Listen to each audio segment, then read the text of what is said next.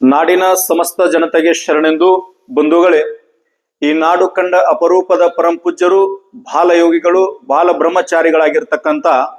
ಪರಮ ಪೂಜ್ಯ ಸದ್ಗುರು ಡಾಕ್ಟರ್ ಮುರುಘರಾಜೇಂದ್ರ ಮಹಾಸ್ವಾಮೀಜಿಯವರ ದಿವ್ಯ ನೇತೃತ್ವದಲ್ಲಿ ಈ ನಾಡಿನ ಪುಣ್ಯಭೂಮಿಯಾಗಿರ್ತಕ್ಕಂಥ ಪರಮ ಪೂಜ್ಯ ಲಚ್ಚಾನ ಸಿದ್ಧಲಿಂಗ ಮಹಾರಾಜರ ಪುಣ್ಯಭೂಮಿಯಲ್ಲಿ ಡಾಕ್ಟರ್ ಮುರುಘರಾಜೇಂದ್ರ ಮಹಾಸ್ವಾಮೀಜಿಯವರ ದಿವ್ಯ ನೇತೃತ್ವದಲ್ಲಿ ಲಕ್ಷ ಬಿಲ್ವಾರ್ಚನೆ ಕಾರ್ಯಕ್ರಮವನ್ನು ಹಮ್ಮಿಕೊಳ್ಳಲಾಗಿದ್ದು, ಇದೇ ಬರುವ ನಾಳೆ ದಿನಾಂಕ 9/8/2026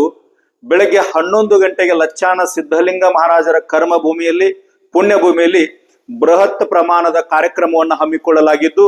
5,000 ಮುತ್ತೈದೆಯರಿಗೆ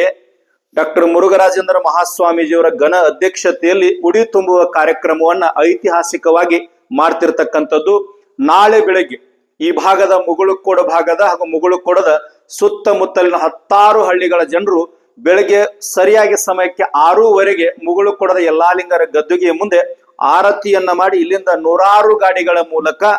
ಲಚ್ಚಾನದ ಸಿದ್ಧಲಿಂಗ ಮಹಾರಾಜರ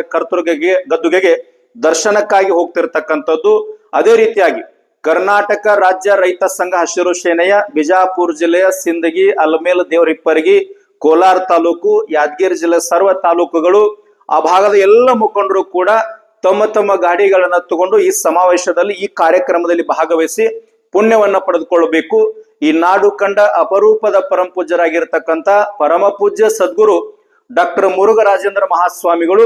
ಐತಿಹಾಸಿಕವಾಗಿರ್ತಕ್ಕಂಥ ಇತಿಹಾಸ ಪರ್ವವನ್ನು ಸೃಷ್ಟಿ ಮಾಡ್ತಕ್ಕಂಥ